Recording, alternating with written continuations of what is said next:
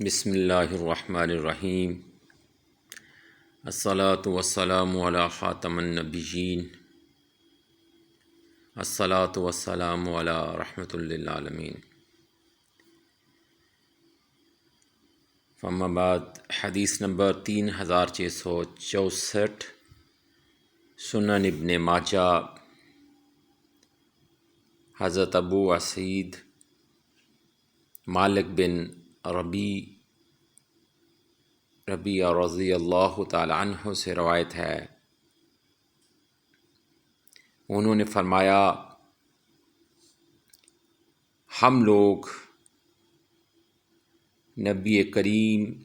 صلی اللہ علیہ وآلہ وسلم کی خدمت میں حاضر تھے کہ قبیلہ بنو سلمہ کا ایک آدمی آیا اور عرض کیا،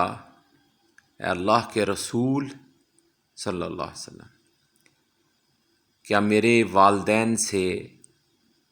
حسن سلوک کی کوئی صورت باقی ہے جس کے ذریعے سے ان کی وفات کے بعد میں ان سے نیکی کر سکوں، بھلائی کر سکوں؟ آپ صلی اللہ علیہ وآلہ وسلم نے فرمایا، ہاں، ان کے لیے دعائے مغفرت کرنا، یعنی دعا کرنا، دعائے مغفرت کرنا، ان کے لیے اللہ سے بخشش کی درخواست کرنا، ان کی وفات کے بعد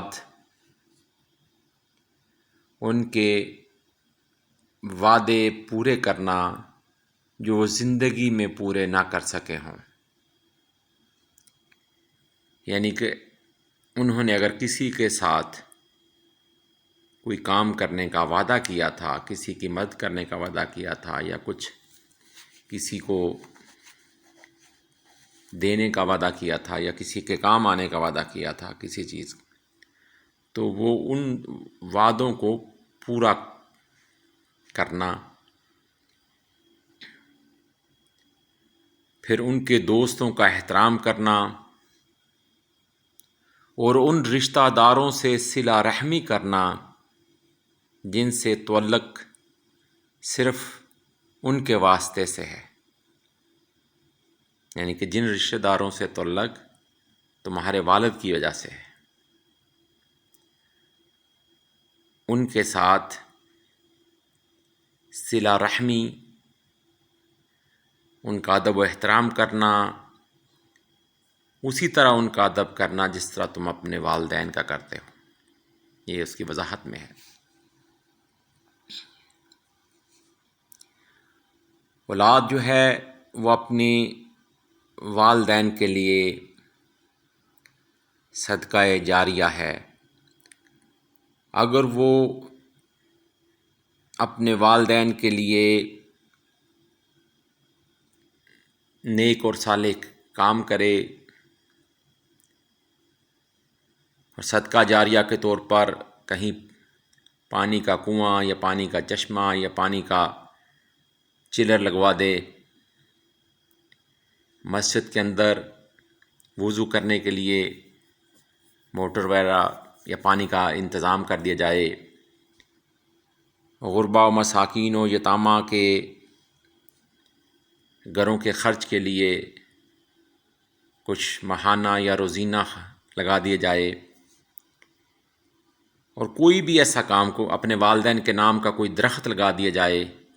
جس سے لوگ استفادہ کریں، جس کے سے پرندے استفادہ کریں، پھر ان کے لیے ان کی قبور پر جانا، ان کے لیے دعائے مغفرت کرنا، گھر میں مغفرت کرنا، اور وہ کام جو دنیا میں خود نہیں کر سکے، جو نیکی کام وہ کرنا چاہتے تھے، جیسے اگر کسی نے کہا تھا کہ میں نے عمرہ کرنا ہے یا میں نے حج کرنا ہے، تو ان کا حج بدل کیا جا سکتا ہے، اس سے ان کو ثواب حاصل ہوگا۔ اللہ تعالیٰ اولاد صالح ہر ایک کو عطا فرمائے۔